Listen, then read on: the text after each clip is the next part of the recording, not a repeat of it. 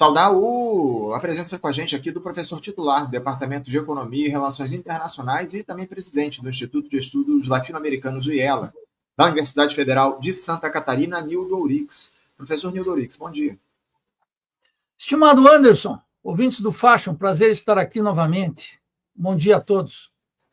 Prazer sempre nosso, viu, Nildo? Eu quero agradecer demais aqui a tua presença para a gente fazer esse papo nosso de todo mês. A gente conversa contigo sobre os rumos da política nacional, enfim, os assuntos importantes para a nossa audiência, para o Brasil e para o mundo. E eu queria começar, como sempre, Nildo, pedindo, só antes de fazer a introdução aqui, a gente vai tratar daqui a pouquinho desse caso envolvendo o Glauber Braga lá no Conselho de Ética, essa votação absurda que se deu no dia de ontem. Mas antes de a gente, obviamente, entrar nesse tema, eu queria uma análise tua, Nildo, a respeito do governo do presidente Lula, né? Todo mês a gente começa aqui o nosso papo analisando a conjuntura, os passos, os rumos do governo do presidente Lula, que está em queda de popularidade. A gente tem visto aí as pesquisas mostrando, ao longo desses últimos tempos, a perda de confiança do povo, Lula tentando ali uma ou outra iniciativa para melhorar a sua imagem, mas, por enquanto, parece que isso não está lá muito efeito, viu, Nildo?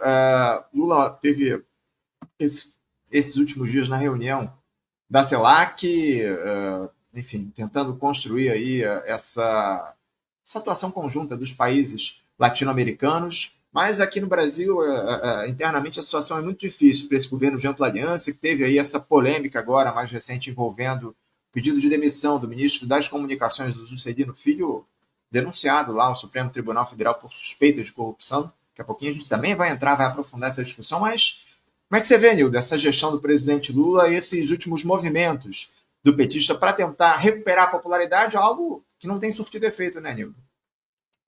Bem, não tem surtido efeito, nem poderia ter. Por quê? Vamos pegar um dado elementar, assim, que está no cotidiano. O empréstimo consignado para os trabalhadores do setor privado. O juro é elevadíssimo, o endividamento é elevado, a contratação é pequena e há um assalto à poupança dos trabalhadores. Você acha que o povo é idiota? Não, o povo observa isso. Os salários, baseados num padrão de superexploração, repito uma vez mais de 90% da população economicamente ativa ganha até 2 salários mínimos e meio. O governo propõe como alternativa endividar as famílias, dando como garantia para os bancos um recurso arduamente conquistado pelos trabalhadores de carteira assinada, com taxas de juros exorbitantes, absurdas, e que não vão parar de crescer. Isso só para colocar uma coisa que eu vi aqui no Faixa Livre, o Frei Beto defendendo essa excrescência. Como é que pode? Em que ponto chegamos? Quer dizer, as pesquisas, que é a única coisa que move o lulismo, a esquerda liberal em geral, se afastam do cálculo frio, da racionalidade pura, da economia política. Eu nem vou falar dessa fraude que vai ser a eventual eliminação do imposto de renda para quem ganha até 5,7 nas mãos de Arthur Lira, articulado com o Lula. Eu nem quero falar sobre isso porque eu não quero entrar nesse submundo de uma política, de um keynesianismo bastardo que habita entre nós como se fosse sabedoria. Isso é de uma indignação completa.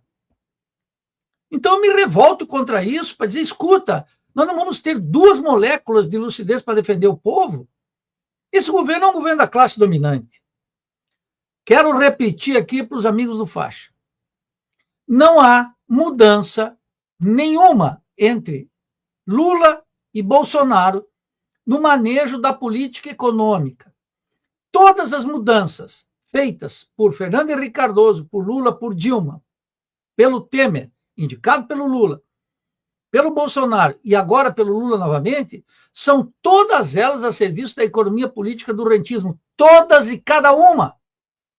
As medidas supostamente atenuantes, como essa pífia justiça tributária, como diz o Haddad, ou esse escândalo de roubar a poupança dos trabalhadores de carteira assinada e empurrando para os bancos milhões e milhões, talvez bilhões de reais, são incapazes de contrarrestar, de diminuir o efeito perverso sobre a vida da maior parte da população. Então, se não temos isso, e tampouco temos uma política externa independente, como nós estamos vendo recente nesse conflito entre a China e os Estados Unidos, conflito de alta voltagem, que aparece para nós como aquela periferia que exporta soja, milho, minério de ferro e petróleo cru, e que, portanto, não é tão afetado. E que eu vejo alguns keynesianos falando em janela de oportunidades.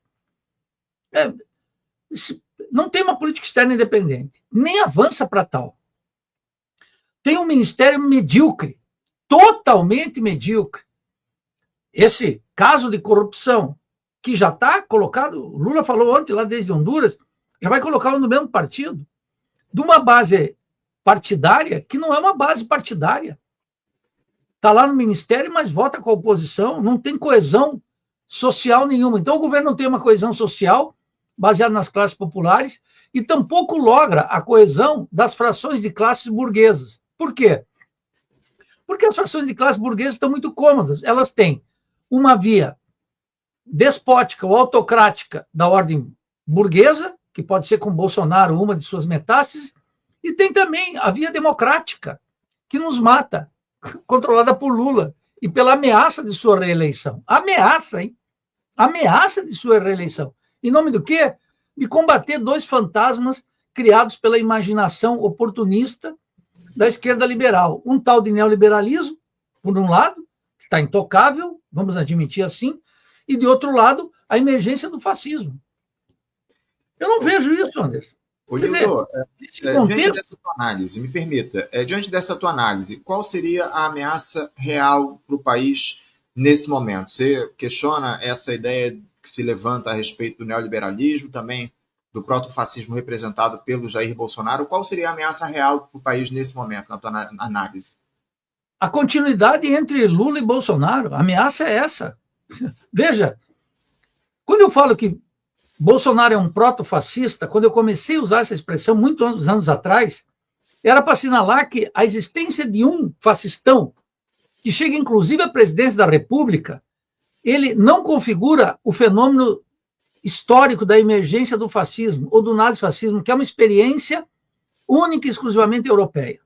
Na periferia capitalista latino-americana, nós tivemos as práticas de terrorismo de Estado, tão intensas e seletivas como no caso colombiano, tão intensas e seletivas com outra tonalidade no caso da ditadura militar brasileira, ou na modalidade também protofascista de Pinochet, ou do Rafael Videla na Argentina, mas todos são regimes completamente diferentes, ou do terrorismo de Estado de El Salvador, ou da América Central, de Guatemala. A gente acompanhou isso milimetricamente, mas não tivemos na América Latina nenhum regime fascista. Técnicas de terrorismo de Estado, extermínio de comunidades indígenas imensas, tanto em El Salvador quanto na Guatemala. A morte de 30 mil e desaparecidos na Argentina, ou no caso brasileiro, ou no caso chileno, ou no caso colombiano, que ainda recolhem seus mortos, sobretudo no campo. Isso é eloquente, mas isso é o pão nosso de cada dia na América Latina desde sempre, não configura um fenômeno propriamente novo, e menos ainda a emergência do fascismo. Vou dar só um exemplo, Anderson. O que está acontecendo com Marine Le Pen na França? Ela não é uma fascistoide? É. Ela não foi acusada de corrupção? Sim. Ela não vai ser presa? Vai. Ela vai perder os direitos políticos? Provavelmente. Estão na cadeia quase. Bolsonaro não está a ponto de entrar na cadeia? Que ameaça fascista há aí? E a Marine Le Pen, só para registrar, foi defendida pelo Jean-Luc Mélenchon, inclusive da França Insoumise. Evidente. Né? O Mélenchon é uma desgraça, isso tudo. Da França não há mais luzes. São os abobados que acham que ainda estão no século das luzes, que começou lá, entendeu, com Vitor Hugo. Onde é que esse pessoal está? Então, eu estou dando só o exemplo de Marine Le Pen e estou dando o exemplo de Bolsonaro. O pessoal não está contente que Bolsonaro vai ser engaiolado? Então, como é que um fascismo permite uma coisa dessa?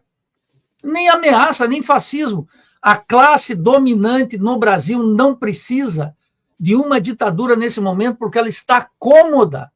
A economia política atendida, o conceito de segurança hemisférico dos Estados Unidos assegurado, tanto por Bolsonaro quanto por Lula, e o Brasil aprofundando na dependência e no subdesenvolvimento, cuja pauta de exportações é clara. E o povo sob controle, ora da caridade católica de Lula e do Partido Democrata, com identitarismo e todo esse lixo ideológico, e, de outro lado, a direita republicana estadunidense, através de Bolsonaro. Está cômodo. Então, essa esquerdinha liberal criou um fantasma que alimenta ilusões próprias e penaliza o povo, porque o povo permanece cativo de duas alternativas eleitorais que representam o mesmo corpo teórico, o mesmo corpo político e a mesma gama de interesses. Então, a ameaça do Brasil hoje é precisamente essa que esse quadro em que se opõem Lula e Bolsonaro e na disputa por um conceito abstrato de democracia e a manutenção dos interesses econômicos na economia, no Estado, na ideologia e no jogo político. Por exemplo, mais estapafúrdio, pobre, miserável, foi visto ontem. Eu quero falar sobre isso. Lá com a decisão do Comitê de Ética, da Comissão de Ética. Então, do ponto de vista da classe, não há mudança alguma, Anderson. Essa é a ameaça que está sobre o país. Nesse sentido, os trabalhadores, a grande massa da população, está completamente desamparada. Aí que vem o perigo. Porque uma massa desamparada não é uma massa sem opção. Ela vai optar diante de circunstâncias concretas. E nessas circunstâncias concretas, a direita tem toda a iniciativa, porque está na mão da direita brasileira o monopólio da crítica ao sistema político, suas instituições, de uma república burguesa completamente apodrecida pela corrupção parlamentar, pelas negociatas, pelo assalto ao Estado, pela diminuição da soberania. Com o atraco em cima das riquezas, como expressão máxima, a Petrobras e a Eletrobras, que contam com a cumplicidade e o entusiasmo de Lula e Haddad e de todos esses governos que estão aí.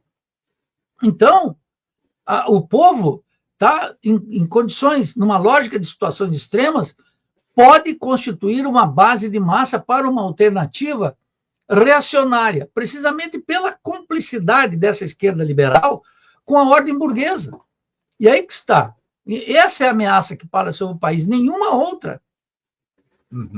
Nildo, eu queria trazer aqui já a discussão, inclusive o tema que eu levantei aqui para a nossa entrevista, o tema principal da nossa entrevista, que é esse comprometimento do Lula com o interesse popular. Se você crê que o presidente da República, nessa grande aliança, ele está de fato pensando na classe trabalhadora, quando ele toma aí decisões como essa, da revisão da isenção do imposto de renda para a pessoa física até R$5.000, enfim, outras medidas, ampliação do Bolsa Família, uma série de atitudes e iniciativas que ele tem tomado. Você acha que isso dialoga com o compromisso que ele tem com o interesse popular?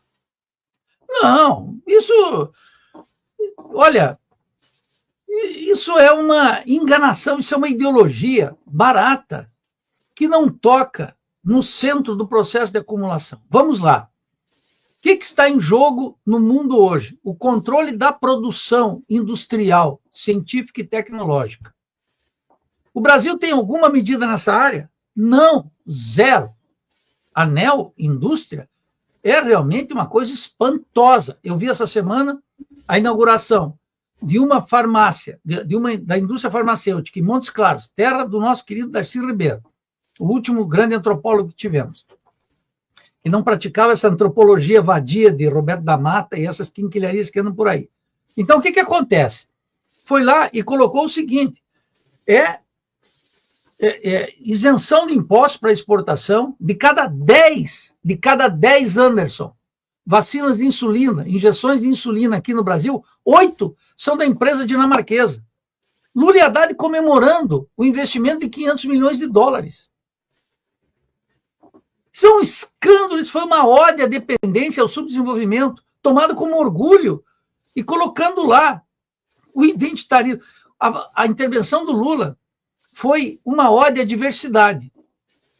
E a multinacional, comemorando o fato de que o número de negros, trans, gays e mulheres eram maioria, inclusive, em alguns postos de comando. O capital multinacional exaltando a diversidade, que está lá a serviço de baixos salários e superlucros, remessas para fora, aprofundamento da dependência científica e tecnológica e nenhuma iniciativa para adotar o SUS de soberania nacional. De resto, o SUS sustenta o superlucro das multinacionais. Essa ode ao SUS significa dinheiro para fora, lucros, dividendos, patentes, marcas. Isso é uma vergonha. Ninguém está discutindo mais o essencial.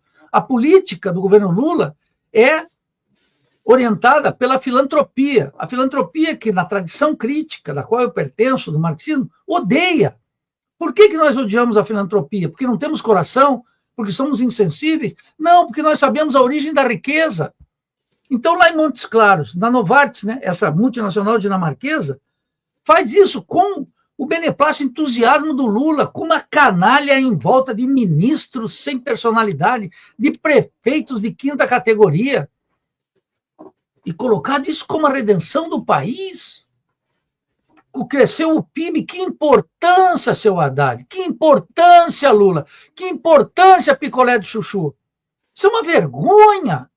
Perdemos a capacidade de pensar, acaso, nem vou falar de me indignar, que, como dizia o Milor Fernandes aí no Rio, é a arma dos babacas.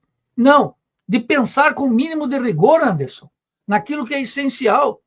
Essas medidas todas que o Lula toma é para fortalecer os bancos, os grandes monopólios comerciais, todas, inclusive aquelas aparentemente dirigidas a atender, vamos chamar assim, num conceito muito raso, economia popular.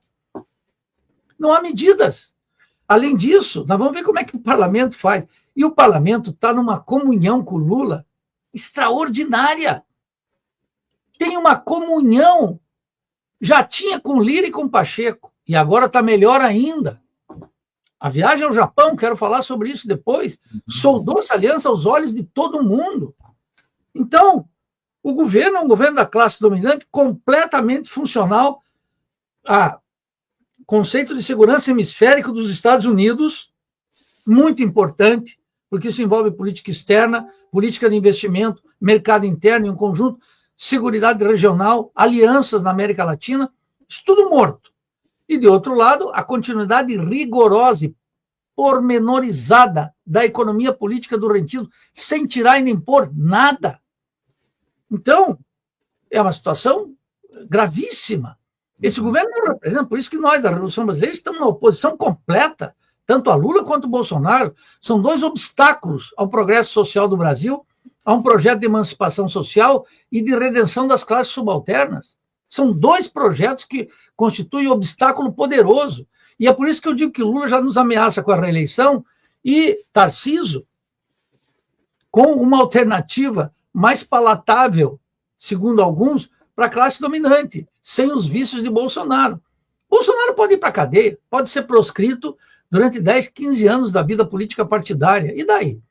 A classe dominante, tu acha que se preocupa com isso? Não está nem aí para esse capitão degradado a serviço da classe dominante que bate continência para a bandeira dos Estados Unidos. A classe dominante não festeja essa gente. Ela cria e descarta como se usasse um papel higiênico. Vou dizer claro aqui. Nildo, eu queria já te deixar à vontade para você disse que queria falar sobre o tema, analisar essa viagem que o Lula fez na semana passada lá para o continente asiático, levando a tiracolo os dois ex-presidentes da Câmara e do Senado, o Rodrigo Pacheco e também o Arthur Lira, e os atuais líderes lá na Câmara e do Senado das casas legislativas, o Hugo Mota e o Davi Alcolumbre. Levou toda a cúpula do Congresso lá para essa viagem, né, Nildo? Bom, olha, eu vou repetir para lulista, para essa religião lulista fanática, o que o Lula disse. Ao convidar Arthur Lira e Pacheco para uma viagem ao Japão, na medida em que os dois não são mais presidentes de poderes daquele covil de ladrão Câmara e Senado, Lula disse, para mim, não vale o ditado clássico, rei morto, rei posto. Quem for rei nunca perde a majestade. Lula não foi tão sofisticado quanto eu, porque não é da tradição dele. Ele disse, para mim, quem foi rei sempre será. E eu estou dizendo, ele festejou, quem foi rei nunca perde a majestade. E aí, ele tem uma aliança com Lira e com Pacheco, claríssima. Ele se orgulha de dizer que todas as reformas que ele mandou, da reforma tributária, que favoreceu a classe dominante em todos os seus interesses, a todas as decisões mais importantes, ele teve mais de 350 votos. Todas. O Lula diz. O lulista babaca, religioso, não entende.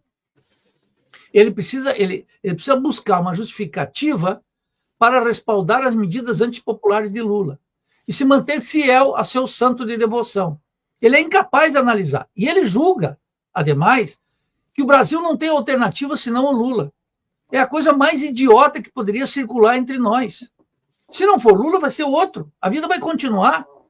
A vida continuou diante da desaparição e do suicídio de Vargas.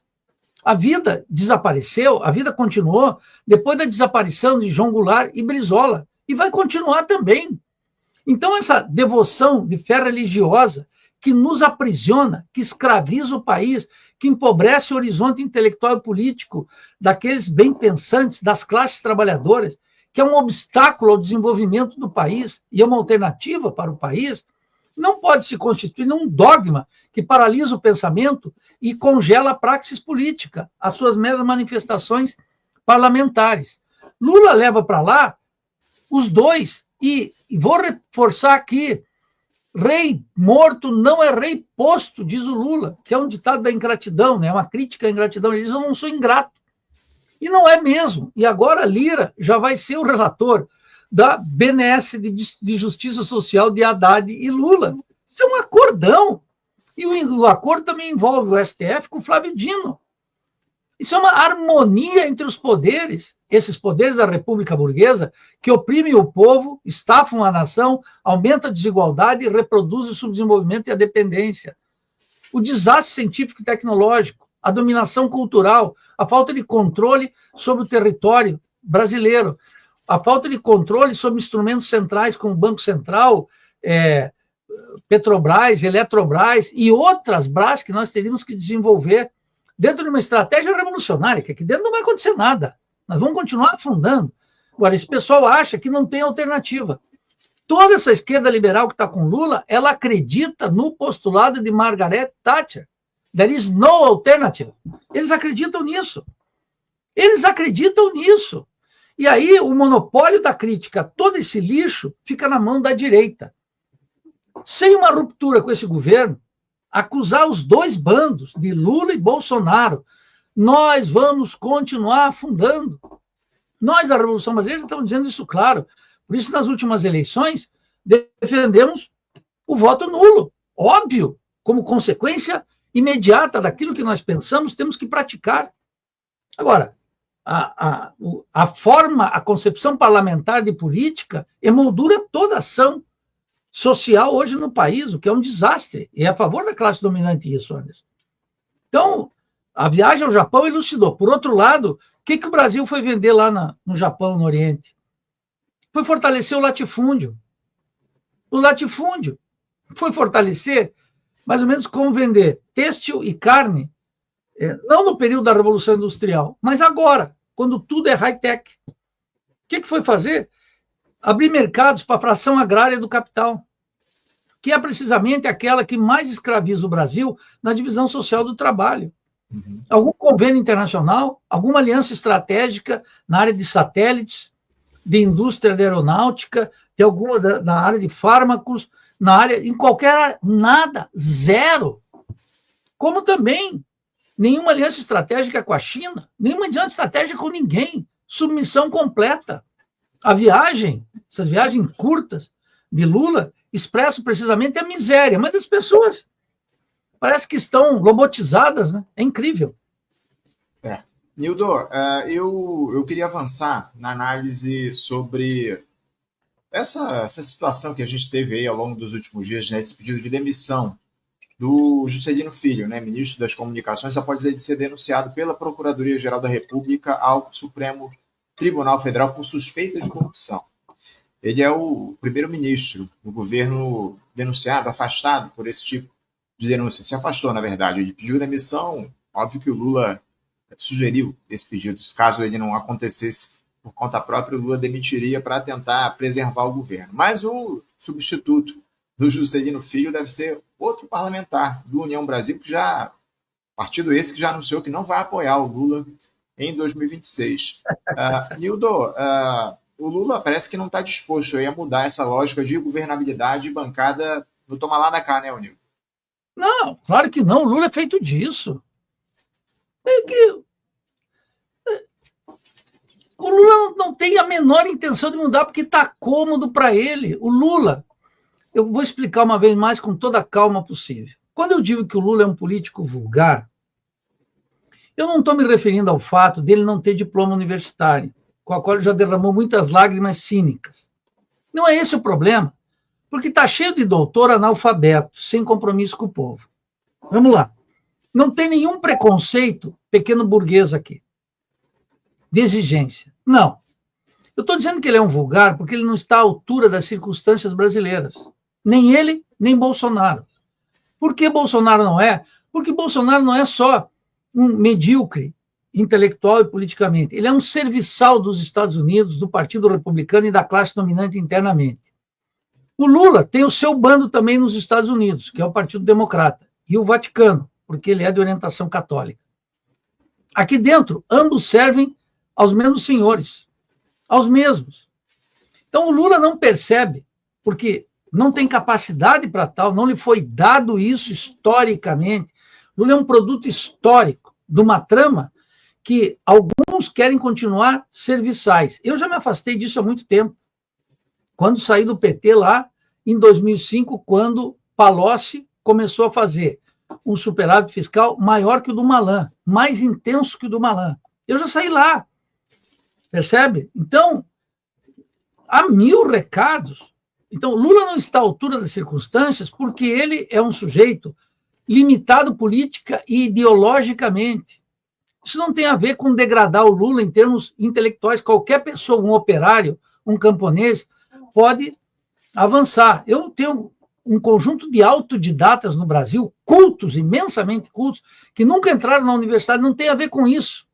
Tem a ver com a capacidade de ler o mundo, que o Lula não tem nenhuma, ele é um satélite do Partido Democrata e do Vaticano, não tem nenhuma imaginação para emparedar as classes dominantes e tomar uma certa autonomia, para usar uma expressão aqui, ensaiar uma espécie de bonapartismo, tal como, de alguma maneira, Getúlio Vargas o fez. Ele não tem a menor capacidade disso, nem interesse. Isso não ocorre na cabeça limitada dele. Não é porque Lula teve uma trajetória sindical. Alguns justificam o Lula, sempre foi um negociador. Não, escuta, isso é menosprezar a capacidade de aprendizagem. A gente passa pela experiência e aprende. O Lula sabe a diferença entre o movimento sindical e o movimento dos partidos políticos.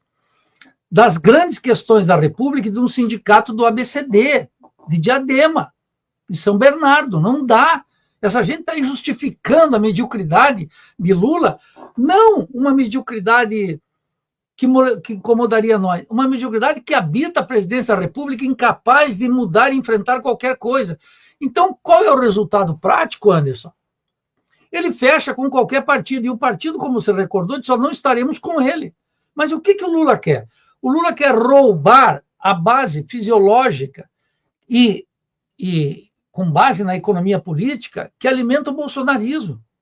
E então eu já disse aqui, desde que nós começamos o ano passado, Lula vai cada vez mais à direita para roubar, a partir do programa da economia política do rentismo, as bases eleitorais do Bolsonaro.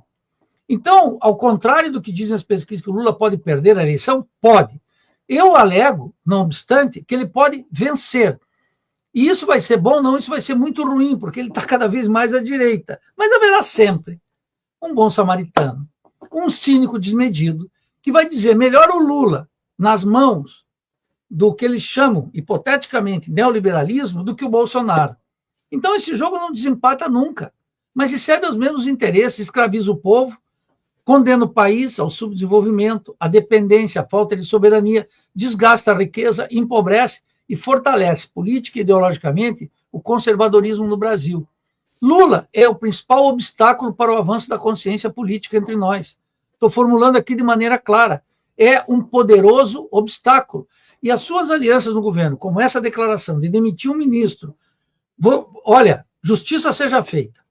Ciro Gomes está há 2 anos denunciando a Codevasf como um centro de corrupção, convocando a imprensa.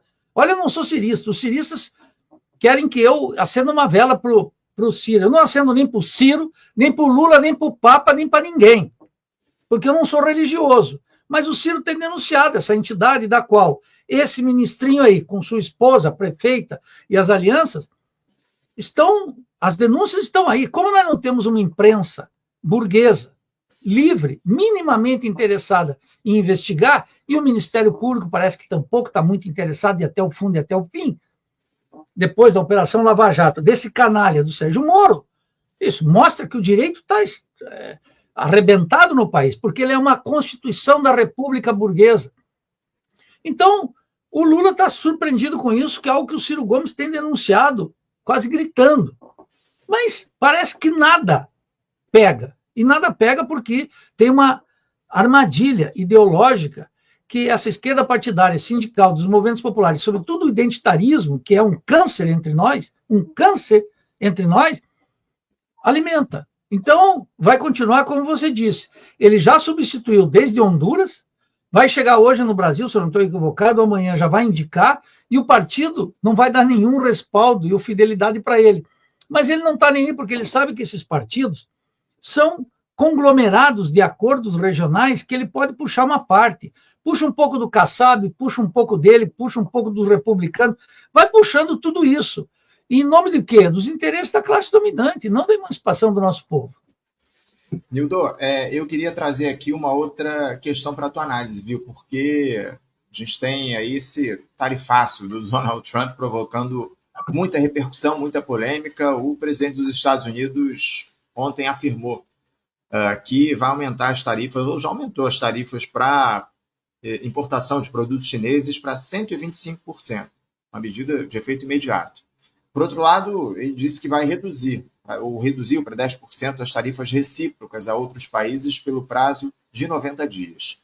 O Trump se referiu a essa decisão como uma pausa no tarifaço que há uma semana resultou em escalada na guerra comercial global.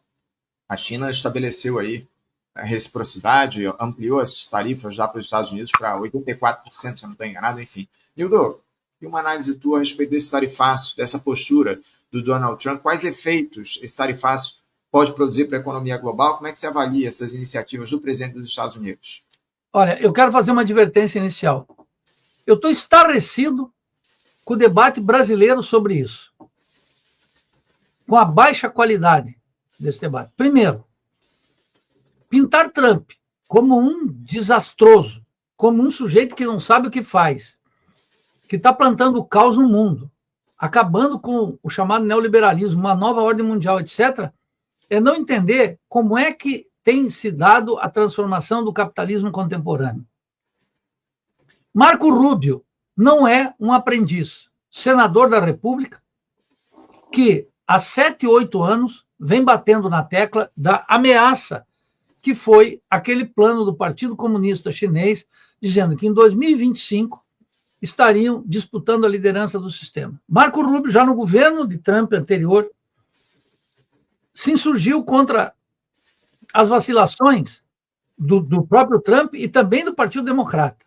O primeiro governo a tomar medidas mais ou menos severas contra a China foi o governo de Barack Obama. Mas era intermitente, ia e voltava, dedicado a alguns setores. Só que a aliança estratégica entre as multinacionais estadunidenses e a expansão do leste asiático rendeu uma contradição fundamental dentro do sistema capitalista nos Estados Unidos. A contradição fundamental continua sendo entre capital e trabalho, que os trabalhadores perdem e as classes médias empobrecem. Mas, de outro lado, a relação entre os grandes multinacionais e o Estado estadunidense. Essas foram muito vantajosas para as multinacionais. Vou repetir aqui o que o Marco Rubio dizia 7, 8 anos atrás. Os CEOs das multinacionais fazem essas alianças. Os chineses exigem que a associação estratégica entre uma multinacional estadunidense e uma estatal ou uma empresa privada chinesa tenha o controle acionário de 51% dos chineses. É controle, protecionismo, é protecionismo, e não tem outra modalidade de desenvolvimento capitalista. Percebe? Então, o que acontece? O lucro das multinacionais cresceu de maneira exorbitante, e a competitividade dos Estados Unidos para a China foi diminuindo. Cada boicote dos Estados Unidos, a China desenvolvia alternativas em chips, em tudo que você imaginar. E foi crescendo e se desenvolvendo. O que o Marco Rubio dizia? Esses executivos das multinacionais aqui, o que eles fazem? Eles ganham altas remunerações, engordam o caixa das empresas, vou repetir a palavra, pega como é que chama quando você se joga de avião? Com um paraquedas de ouro, vão para suas aposentadorias com recursos extraordinários e empobrecem os Estados Unidos. Então ele diz, não se trata mais de uma guerra comercial, se trata de mudar a estrutura do comércio mundial para favorecer a recuperação da hegemonia produtiva dos Estados Unidos. Aqui eu estou vendo gente dizendo que o Trump vai acabar com a ordem neoliberal. Eu não infarto porque eu sou jovem. Mas é uma coisa... Tem um keynesianismo bastardo entre nós, lá, John Robinson, que eu fico estarrecido com o que eu vejo. A inteligência parece que foi banida de coisas elementares. Não há alternativa para as potências imperialistas que alteram tratados de livre comércio, e doutrina de livre comércio e protecionismo sistemático como um modelo constante, as regras do sistema capitalista.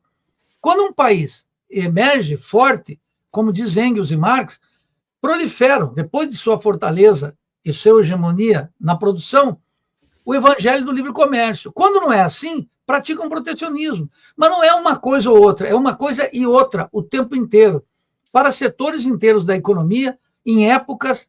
Nós vivemos a época dos tratados de livre comércio.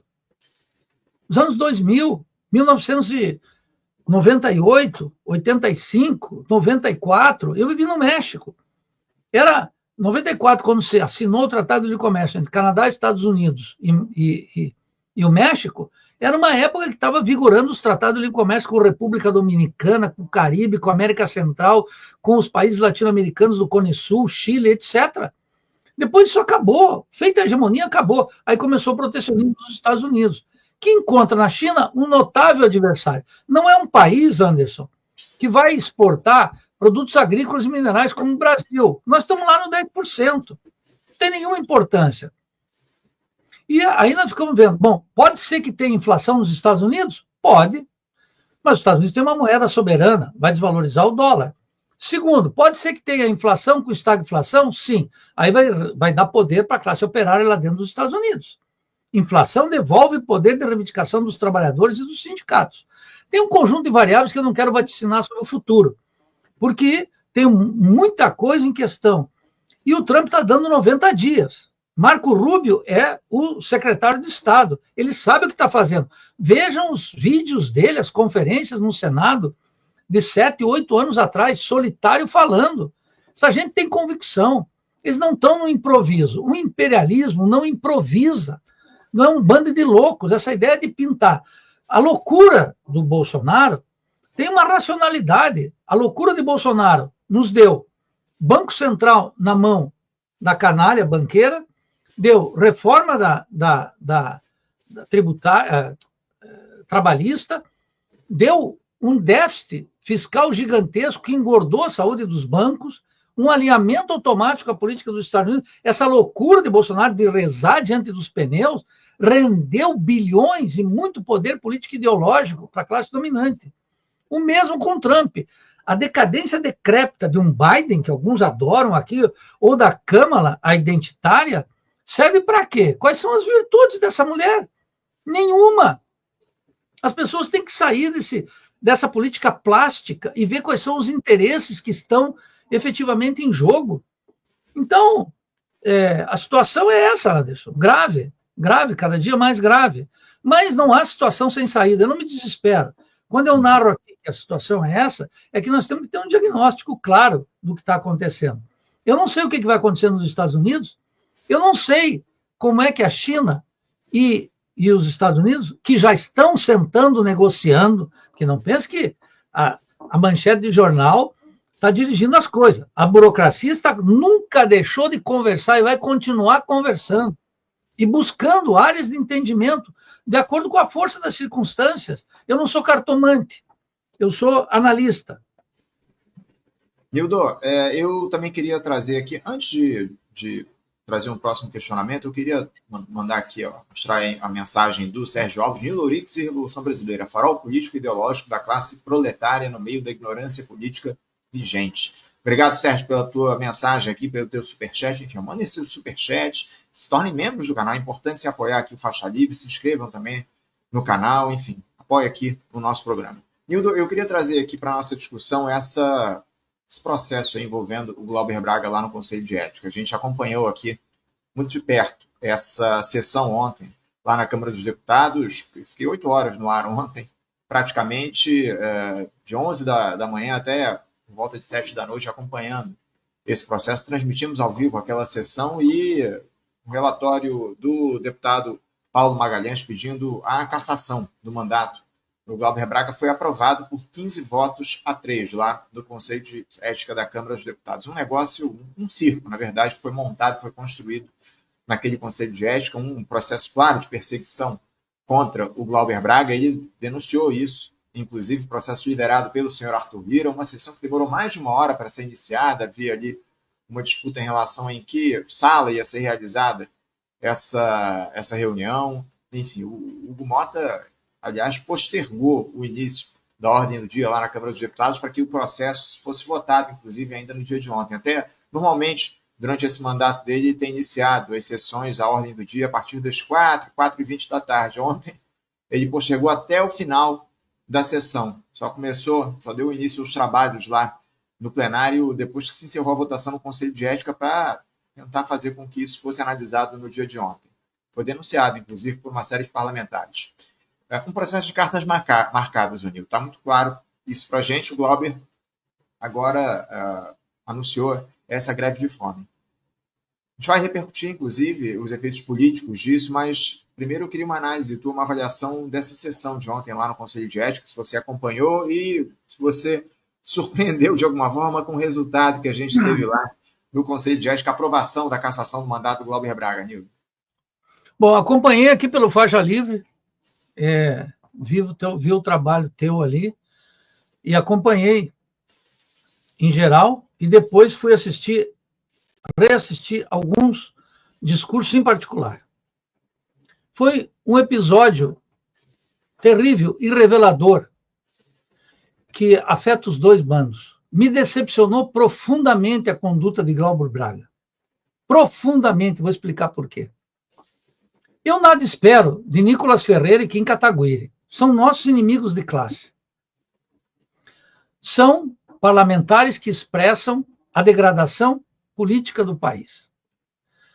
Mas Glauber está prisioneiro, e toda sua base, como todos os parlamentares do PSOL e do PT que estavam lá, prestando solidariedade a ele, de uma concepção parlamentar de política, que Lenin, Marx e Engels chamariam, com muito mais rigor, de cretinismo parlamentar. Glauber deveria sair daquela sessão, como você está dizendo, de cartas marcadas, com orgulho de ser cassado. Com orgulho de ser cassado. Vou dar 2 antecedentes históricos. Um, em condições muito mais dramáticas, o discurso A História Me Absolverá, de Fidel Castro. Diante de um tribunal de Batista, cartas marcadas, ele diz: não condene-me, a história me absolverá. E 6 anos depois entrou triunfante em Havana. Eu vou dar um outro exemplo, mais próximo, muito semelhante, de alguém orientado não pelo espírito revolucionário e o sentido histórico de Fidel Castro, mas por um pragmatismo muito rasteiro, cada vez mais afeito à classe dominante, de Zé Dirceu. Zé Dirceu foi cassado, você lembra, né, Anderson? Foi cassado e os direitos eleitorais, os direitos políticos, também igualmente cassado. Ele não pediu clemência. Ele se orgulhou da cassação dele. E vai voltar agora, nas próximas eleições, com uma eleição avassaladora em São Paulo. Eu estou falando de Zé Dirceu, um político pragmático a serviço também da classe dominante. Também a serviço da classe dominante. O Zé Dirceu soube entender, naquelas circunstâncias, que era um jogo, como você está dizendo aqui, de cartas marcadas. Não pediu clemência. Denunciou a trama. Glauber, ao contrário, eu vi o discurso. É comovente de Luiza Erundina clamar por justiça no interior de um covil de ladrões, de uma comissão de ética controlada pela direita, e num covil de ladrões degradado e orientado pela corrupção. Por favor, é ingenuidade. Pedir respeito às normas sacrossantas do parlamento, quando nós temos todos os casos, como eles ditos mesmo, Carla Zambelli, o Frazão, e todos eles sendo intocáveis, mas o que estavam esperando? A tática, portanto, tinha que ser outra, não a da vítima, mas daquele que denuncia o covil de ladrões. Mas Glauber e todos aqueles que o apoiam são cativos dessa concepção parlamentar de política, em que parece que a medida da manutenção é o atestado de honra. Deveria ser o contrário. Me cassem. Faço questão. E ele deveria, a meu juízo, a única coisa que me preocupa nessas circunstâncias, pessoalmente ao Glauber, é essa decisão de entrar em greve de fome. Nós, professores universitários, 7 camaradas, fizeram greve de fome contra a FHC numa greve do antes. E ficaram uma semana. 3 aqui de Santa Catarina. 3 aqui. É temerário, porque é a vida de um militante. Isso é o que me preocupa. Agora, toda aquela encenação, o que disse Ivan Valente? Ivan Valente disse, olha, o presidente do PL me disse que é um absurdo o que estão fazendo com o Glauber. Mas a ordem veio de Bolsonaro. E o que dizer de Lindenberg aí do Rio, que clamou pelo caráter cordato do relator, da qual ele é amigo, e do presidente da comissão de ética, numa troca de gentilezas incompatível com aquilo que eles mesmos dizem que é uma injustiça contra o Glauber.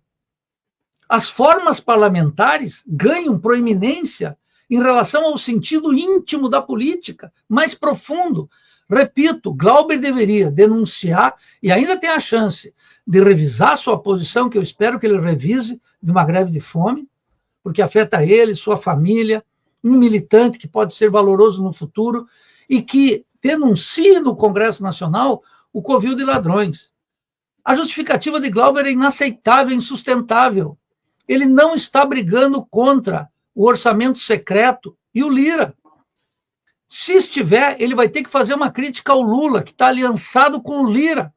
Cadê o silêncio do Lula? Ninguém cobra. Cadê as grandes figuras parlamentares do PT que não estão se expressando? Não me venham com a conversa de um Twitter da Gleice. Não me venham com isso. Um governo tem que fazer mais.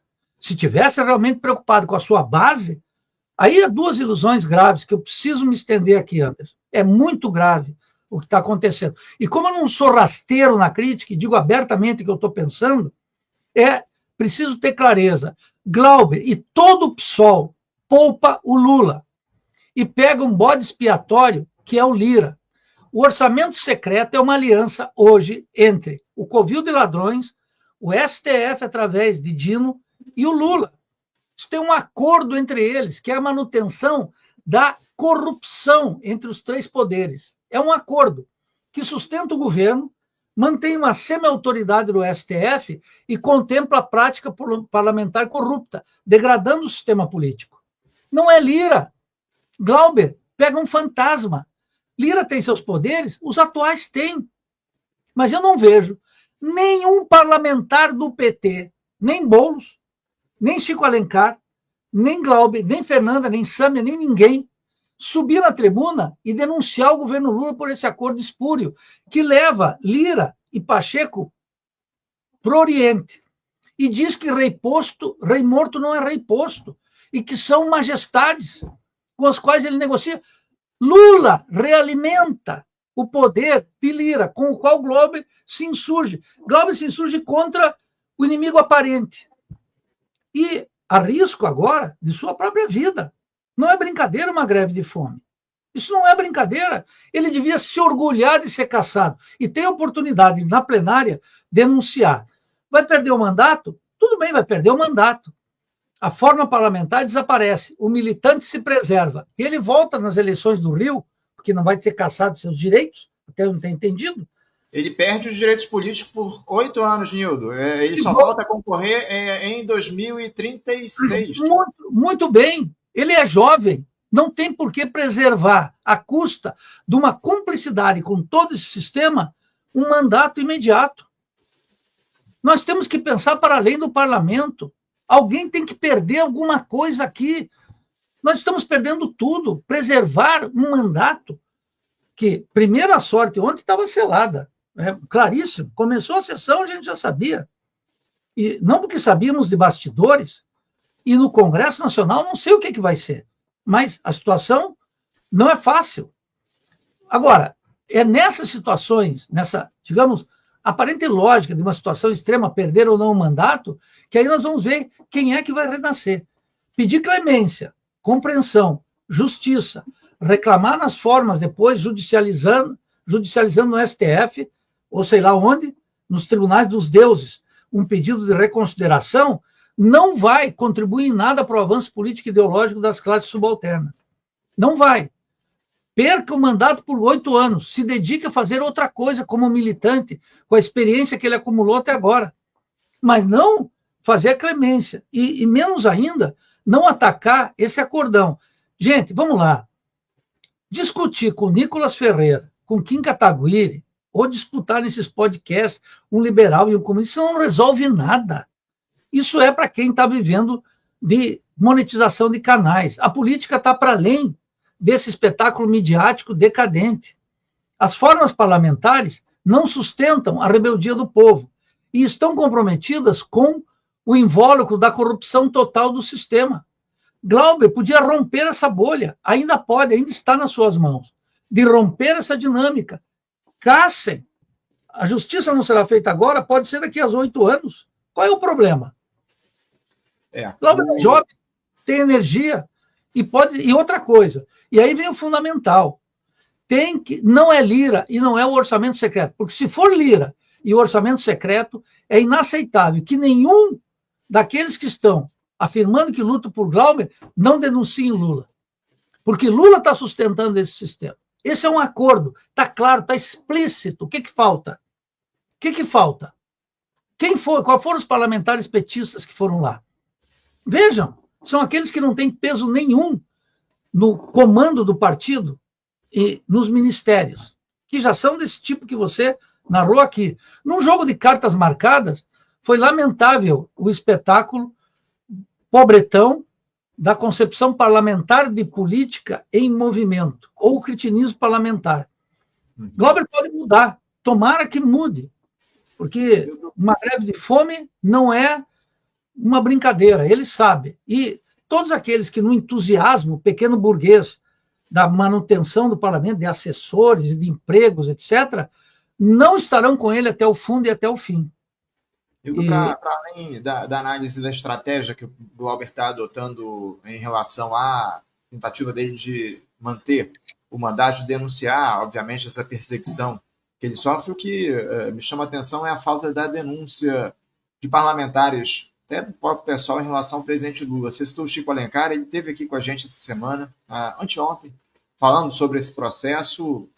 Eu questionei a respeito dessa questão envolvendo o presidente Lula, a falta de uma posição firme do Lula, a falta de qualquer posição, porque o Lula não fala a respeito desse caso do Glauber. E ele criticou, né, essa posição do Lula, esse silêncio do presidente da República, mas eu estou achando falta de contundência. O próprio Glauber também foi questionado por mim na semana passada sobre isso, tentou ali não tecer críticas ao presidente, disse que entende a posição dele e preferiu exaltar a mobilização e o apoio que ele tem recebido de parlamentares do Partido dos Trabalhadores. A gente fez um convite para o Glauber participar com a gente do programa, a assessoria dele disse, obviamente, que ele não vai, por enquanto, dar entrevista, está lá nessa sala da Câmara dos Deputados, dormiu no chão, inclusive, essa madrugada, vai continuar por lá, sabe-se lá por quanto tempo. Ele disse que vai se manter assim, em greve de fome, lá na sala da Câmara dos Deputados, até que o processo seja analisado no plenário da Câmara, o que só deve, ao que tudo indica,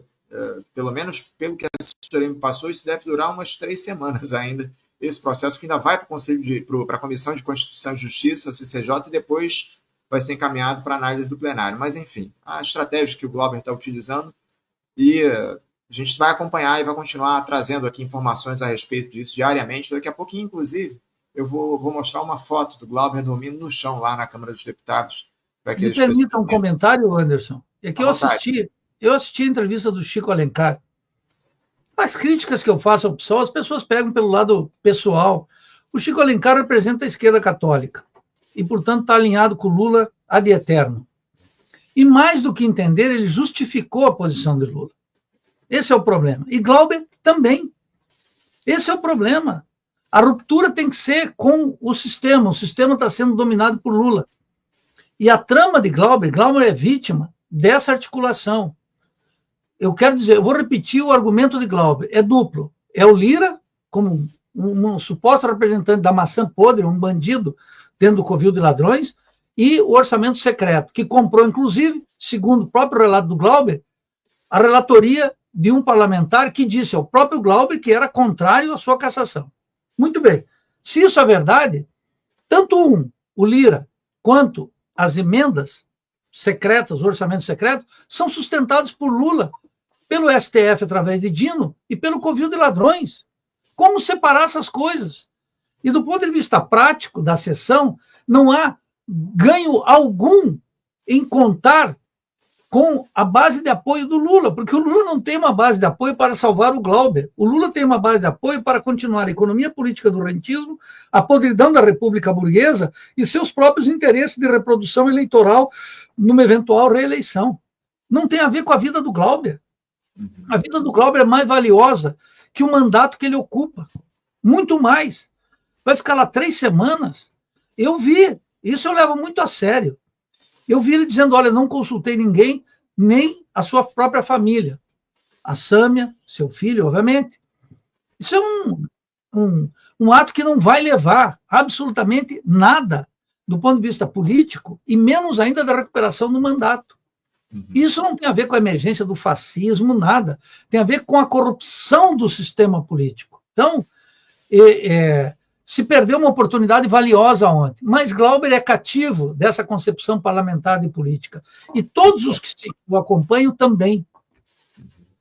Nildo, para a gente fechar aqui o nosso papo, já ultrapassei muito tempo.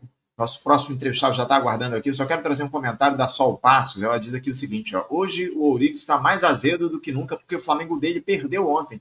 Perdeu aqui no Rio, né, Nildo? O Flamengo derrotado na Libertadores. Né? Deixa eu dizer para o Sol Passos que a minha irritação com o glorioso Flamengo, o time que está em outro patamar, mais querido, ela dura 15 minutos. Eu fico realmente possesso. Mas depois eu estava aqui assistindo sozinho, vendo o jogo, um desastre do Felipe Luiz, mas não, a minha vida não está orientada pelos humores do futebol. Mas me irrita, aí sim, e me indigna, mas como um combustível, não da ranzinzice, não do rancor, mas que eu busco sempre canalizar para a lucidez da política. A política, Sol Passos, não é um exercício, não é um circuito dos afetos. A política não é a prática do bom mocismo. A política é uma guerra. A gente tem que saber diferenciar aqueles que são amigos, aqueles que são companheiros, aqueles que são inimigos. E a política não está orientada por um ato de amor. Não sempre. Às vezes, a lucidez nasce da iracúndia e do ódio. Professor Nildo Ouriques, quero agradecer a sua presença aqui com a gente, fazer esse papo no Faixa Livre. É sempre uma alegria conversar contigo. Voltamos certamente agora no próximo mês para fazer um diálogo, salvo alguma excepcionalidade. A gente está sempre acompanhando aqui e eu agradeço muito a tua participação com a gente mais uma vez. Obrigado, viu, Nildo? Uma boa quinta-feira e meu abraço. Ao contrário, Anderson, prazer estar com você, um privilégio participar há tantos anos do Faixa Livre. Um grande abraço a todos que nos prestigiam aqui.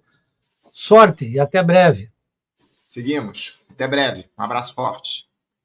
Conversamos aqui com o Nildo Orix. Nildo Orix, professor titular do Departamento de Economia e Relações Internacionais e presidente do Instituto de Estudos Latino-Americanos, o IELA, na Universidade Federal de Santa Catarina, falando sobre o cenário da política nacional, o governo do presidente Lula, enfim, muitos assuntos que a gente tratou aqui. Agora encerramos com essa avaliação dele sobre a sessão do Conselho de Ética lá, tratando do Glauber Braga, enfim, a denúncia aprovada, pedido de cassação do Glauber aprovado no Conselho de Ética, muitos temas importantes que a gente tratou com o Nildo. Pessoal, antes de eu chamar o nosso próximo entrevistado, não deixe de se inscrever aqui no nosso canal, muito importante, de graça, se inscreve lá no canal, deixa a sua curtida, já deixou o seu like?